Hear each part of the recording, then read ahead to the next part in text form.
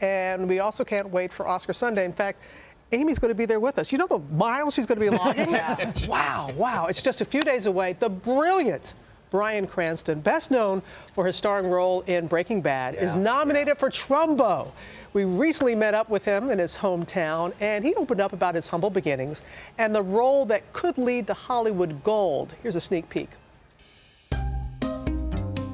Hello. I didn't know you dine here. Oh, how are you?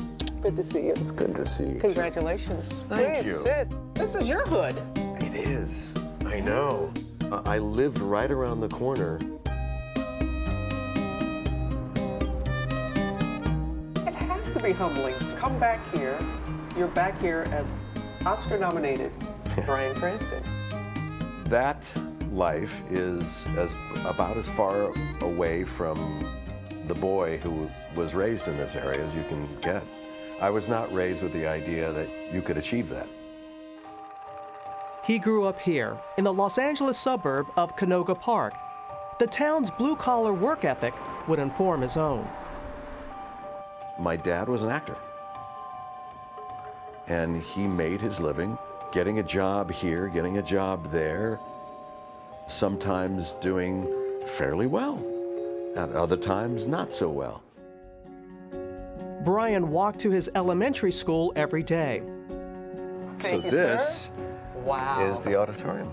And it was here he decided to walk in his father's footsteps. His first performance would be a memorable one, but painfully so. Like this, we're about this tall, so everything seems really big. Yeah. And you're supposed to say, President Lincoln will finish writing the Gettysburg Address when he returns to the White House. And instead, I said, President Lincoln will finish writing the Gettysburg Address when he returns from the White Front, which was this department store. Everybody was laughing, and I thought it was an enormous failure. But later on, I realized the power. I mistakenly misplaced one word, and that did this. You expect a hemorrhoid medicine. During the 80s and 90s, Bryan was the ultimate journeyman, appearing in dozens of television shows and commercials. But unlike his father, he considered himself blessed simply to be a working actor. Your father wanted to be successful. He wanted to be a star. That did not happen for him. Did that break him? I think it did. I think that his ego was inflated to the point where he felt that was what was important. Mr. White? Yes. You understood what I've just said to you. Lung cancer. Inoperable. Walter White is the reason that I was able to become Dalton Trumbo. Bryan's portrayal of Walter White, the science teacher turned meth kingpin, was one of the crowning achievements of modern television. But Bryan never would have been cast without the advocacy of the show's creator.